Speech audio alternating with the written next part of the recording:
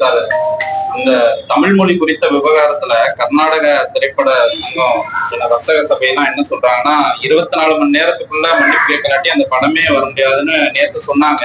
உங்க ஊர்ல ஓடாது, அவ்வளவுதானே. படமே வராதுன்னு இப்படி உலகம் பூரா ஓட போகுது. உலகம் பூரா 13 கோடி மக்கள் உலகம் பூரா தமிழும் பரவி வாழ்றான். எங்க மாண்பை நீங்க பாராட்டுங்க. உங்களுடைய மண்ணில இருந்து எடுக்கப்பட்ட KGF 1, 2 எல்லாம் நாங்க ஏதாவது தொந்தரவு பண்ண மாதிரி சொல்லுங்க நீங்க. இப்ப சரி, எங்க அண்ணன் கமலஹாசன் வந்து தமிழ் மொழியிலிருந்துதான் கன்னட மொழி வந்துச்சுன்னு சொல்லிட்டாங்க. சரி, அதனால நீங்க பேசுறீங்க.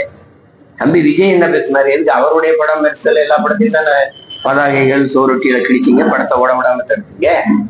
அவர் என்ன பேசினார்?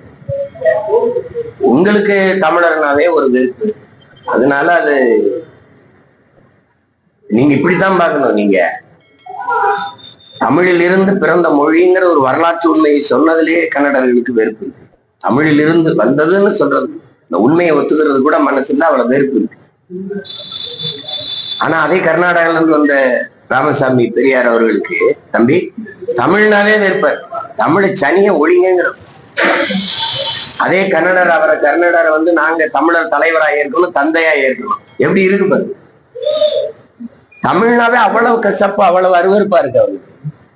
வரலாற்று உண்மை என்னன்னு பாருங்க. இப்ப நாங்க தமிழர்கள், எங்களுடைய தோற்றுவாய் எது, எங்களுடைய தொடக்கம் எது, எங்கள் மொழியினுடைய தொடக்கம் எதுன்னு நாங்க வரலாற்று பூர்வமா சொல்றோம். இப்படி கன்னடர்கள் மொழியியல் ஆய்வறிஞர்கள், வரலாற்று ஆய்வறிஞர்கள், தொல்லியல் ஆய்வறிஞர்கள் சொல்லுங்க, கன்னடம் மொழி எப்ப தோன்றியது, கன்னடம்ங்கிற ஒரு இனம் எந்த காலகட்டத்தில் உருவானதுன்னு சொல்லுங்க.